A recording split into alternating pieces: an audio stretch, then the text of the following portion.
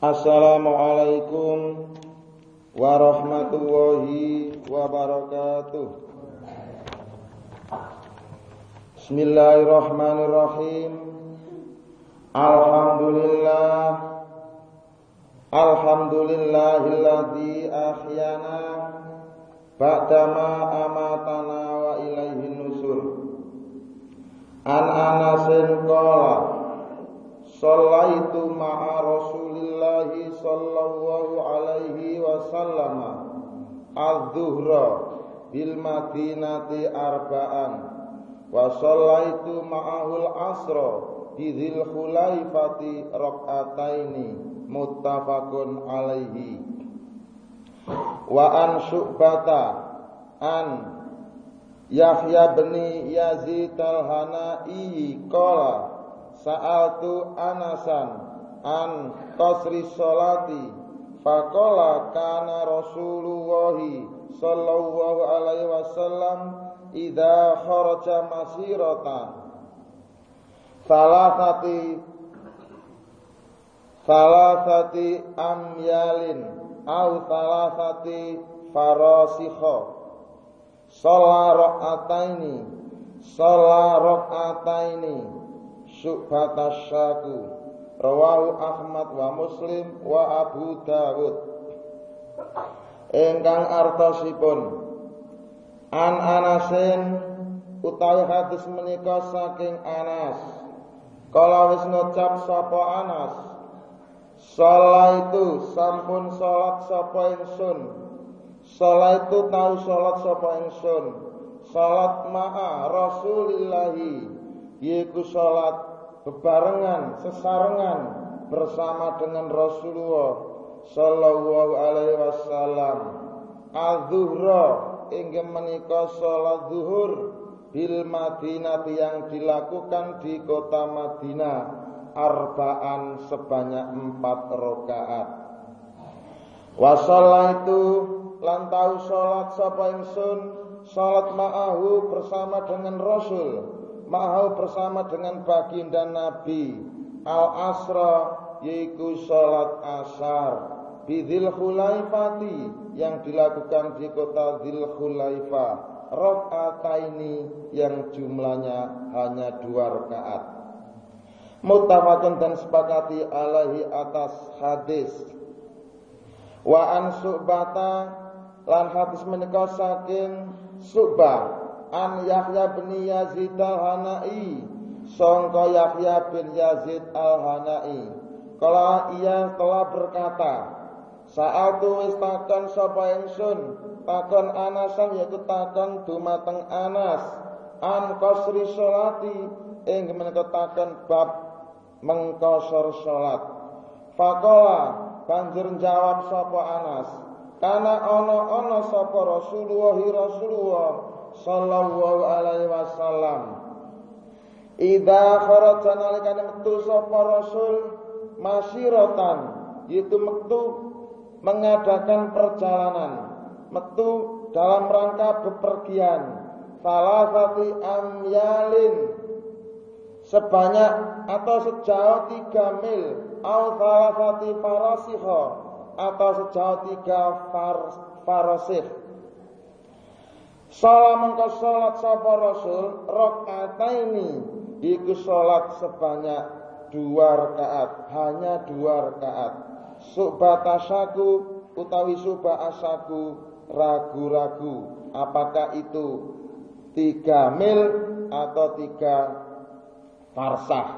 Rawahus ngriwayatkan hadis Ahmad sapa Imam Ahmad wa Muslimun lan Imam Muslim wa Abu Dawud lan Imam Abu Dawud. Para hadirin ingkang kula hormati jamaah salat subuh rahimakumullah. Kandhang kalian hadis kala wau balik-balik kula iki duwe pengalaman sing kira-kira pengalaman iki gak tahu dialami utawa gak tahu dilakoni dening sampean-sampean kabeh iki. Jalaran kula niki berangkate saking orang terpelajar, maka pengalaman-pengalaman fikih seperti ini banyak dialami, banyak terjadi di lapangan. Pengalaman sing kaya kepiye? inggih menika kula niki tau gagal nglakoni salat jamaah bebarengan kali sakpadha kanca gara-gara beda pendapat di dalam menentukan berapa sih ukuran bolehnya melakukan atau mengerjakan sholat jamak qashar itu. Jauhnya itu berapa kilo? Jare kancaku ing nalikane tajak sholat jamaah, yo gak oleh dhewe iki sholat qashar. Soale perjalanan dhewe iki durung oleh 80 kilo. Tapi jarane kula angsal masih durung oleh 80 kilo ya angsal. Berhubung beda pendapat seperti ini, maka yang terjadi adalah nek kapan ngene, ya wis ayo salat dhewe-dhewe wae. Maka yang terjadi adalah salat dhewe-dhewe. Kancaku ya salat dhewe karena teguh dengan pendiriannya, kula nggih salat piyambak karena juga dengan teguh dengan prinsip saya. Ternyata di dunia fikih di sini diatur hadis ingkang kula waos kala wau di antaranya adalah menjelaskan tentang berapa jarak bolehnya mengqashar salat itu. Untuk mencari data pendukung, tidak hanya hadis ini saja yang saya buat acuan untuk cara berpikir saya, ananging beberapa literatur saya baca, di antaranya literatur yang paling handal buat saya adalah literatur internet. Maka di internet itu ada orang yang bertanya seperti ini. Saya mau bertanya mengenai jarak bolehnya mengqashar salat. Selama ini saya bila bepergian biasa. Selama ini bila bepergian biasa saya itu mengqashar dan menjamak salat. Karena di buku fikih Sunnah Sayyid Sabiq di sana dikatakan bahwa asal yang namanya bepergian itu boleh untuk mengqashar atau menjamak salat. Nah sekarang berapa jarak jauhnya boleh mengqashar salat? Maka di sini saya hadirkan 3 pendapat ulama ahli fikih.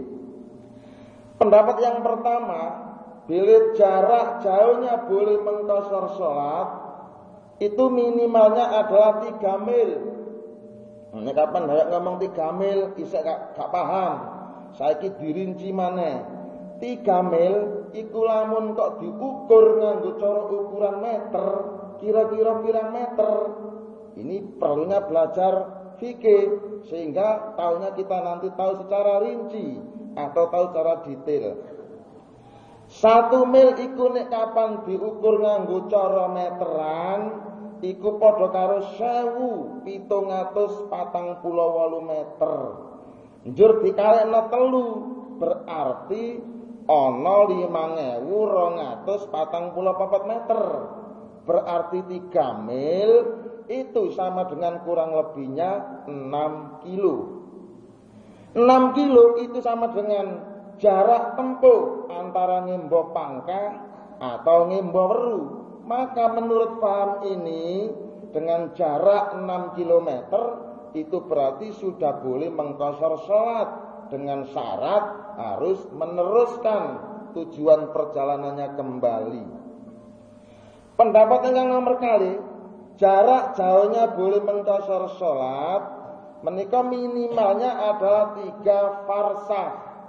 Nah, nek kapan ngomong 3 farsah isih gak mudeng, banjur dirinci maneh. Sepiro dawane sak farsah? Sak farsah iku lamun diukur nganggo alat meteran sama dengan 5541 meter. Banjur dipingno 3 jumlahe ana 16623 meter. Oh, maka berarti 3 farsah itu sama dengan kurang lebihnya adalah 17 kilometer. 17 km itu sama dengan jarak tempuh antara Ngimbo Sedayu atau Ngimbo Peciran. Nah, maka menurut paham ini dengan jarak 17 km itu berarti sudah boleh mengqashar salat dengan syarat harus meneruskan tujuan perjalanannya kembali. Kemudian paham yang nomor 3, pendapat yang nomor 3, jarak jauhnya boleh mengqashar salat itu minimalnya adalah 4 but. Nek kapan ngomong 4 but, gak mudeng maneh, banjur dirinci. Dalem sak bute iku lamun diukur nganggo cara ukuran meteran padha karo 22.164 meter. Banjur dikalekno 4 sama dengan 88.656 meter. Oh, maka berarti 4 but itu sama dengan kurang lebihnya 89 km. Nah, 89 km itu sama dengan jarak tempuh antara Ngimbo Surabaya utawa Ngimbo Tuban. Maka menurut paham ini dengan jarak 89 km baru boleh mengqashar salat baik yang sudah sampai di tempat tujuannya maupun belum. Sekarang mana yang kita pilih? Apakah kita memilih yang 3 mil atau memilih yang 3 farsah atau memilih yang 4 but? Ini adalah urusan fikih. Ini adalah dunia fikih. Gak gampang wong iku paham ini. Gak gampang wong mengerti ini. Ya kecuali yang mendalami. Maka cara berpikir saya adalah sebagai berikut. Untuk masalah ukuran jarak jauhnya boleh mengqashar salat, itu para sahabat tidak mungkin melakukan ijtihad sendiri. Pasti mereka itu berdasarkan keterangan dari Rasulullah Shallallahu Alaihi Wasallam. Dan itulah yang sudah dilakukan oleh sahabat Anas dan sahabat Syu'bah, sebagaimana yang saya baca tersebut di atas, bahwa ketika Rasulullah SAW bepergian minimal 3 mil, beliau itu sudah mengqashar salat. Bukan berarti Rasulullah SAW perjalanan itu hanya 3 mil saja, tetapi pada jarak itulah baru melakukan sholat qashar. Jadi kesimpulannya, jarak boleh sholat qashar itu adalah minimal 3 mil perjalanan dengan tujuan yang lebih jauh lagi.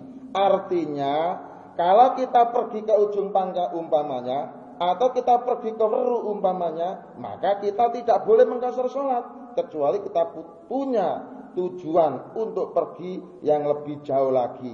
Kalau kita pergi ke ujung pangkal kemudian pulang, pergi ke Weru kemudian pulang, nggak boleh sholat qashar meskipun itu 3 mil, karena kita tidak dalam rangka perjalanan yang lebih jauh. Tapi kalau kita itu mau pergi ke Yogyakarta umpamanya, ujug-ujug antuk perlu tatak wis manjing sholat asar, maka di tempat situ kita diperbolehkan sholat qashar karena ukurannya sudah mencapai 3 mil.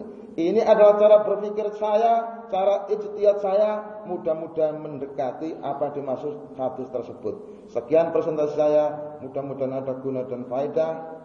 Assalamualaikum warahmatullahi wabarakatuh.